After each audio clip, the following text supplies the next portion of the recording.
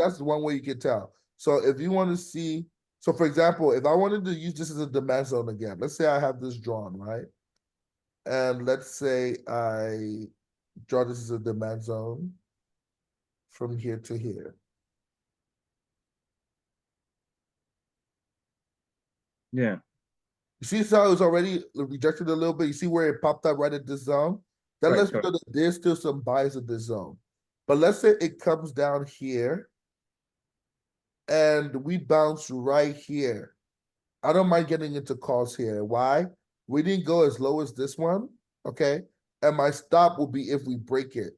So you have a tight stop right here. This is your stop. This is your risk, okay? And this is your potential reward. Right. So look at that risk to reward right here. In trading, Yeah. guys, risk to Yeah. reward. Great trade. Yeah. This is a good trade. Yeah. Exactly. It's a good trade. That's gonna be your most important trade. And you don't even need to catch all of this. A 1 to 2 is usually a good risk to reward. So if this is one, even if you catch this, that's a great trade. It's a So good if piece. you Yeah. take 10 trades with 1 to 2, you're gonna actually end up doubling your account. And you can do the math. You can literally do the math and say, hey, if you take 10 trades, you win twice as much as you lose. So let's say when you lose $100, but when you win, you make $200. Yeah. So let's literally do 1 to 10. We'll do it together. Let's say the first 5 times you lose. So you lose $100 5 times. How much did you lose in total? 500. Exactly. Right. That you make $200 5 times. How much did you make? Right. 1,000. So you double it up. Correct. Exactly. So even if you lose half the time you win, if your risk to reward is 1 to 2, you're going to It's not bad. Yeah. It's not bad. exactly. So what I will focus on, and that scared me a lot, where I try to say, why isn't I want my entry to be so perfect? Okay.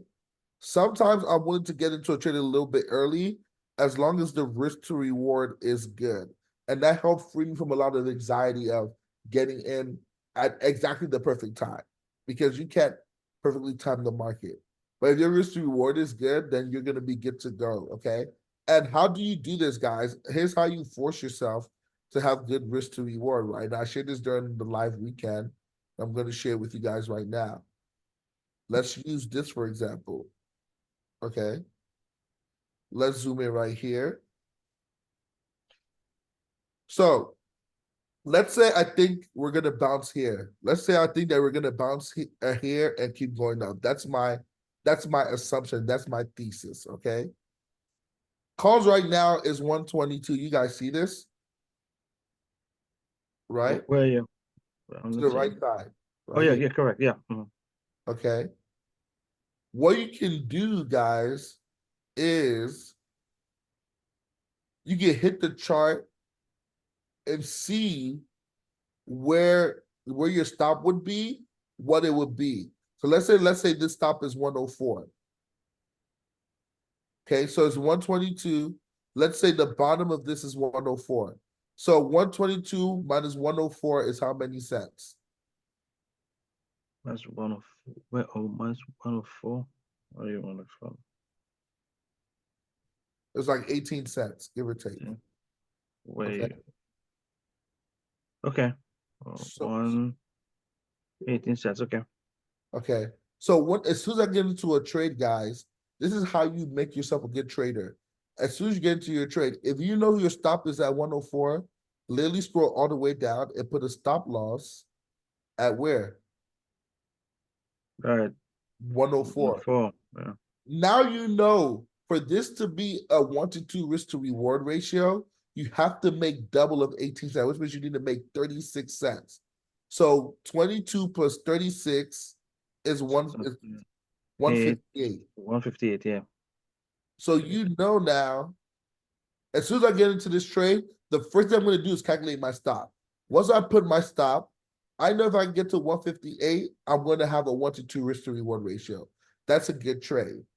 Put your stop there, and then just let the trade do what it wants to do.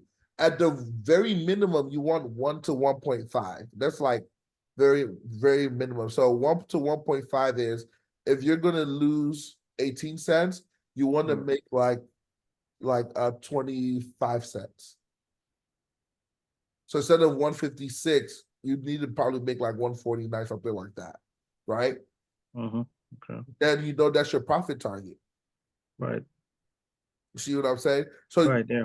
you do it right. Like as soon as you get the first thing you do, you get into a trade. The first thing you do, you put a manual stop. That way, you're always respecting your risk to reward.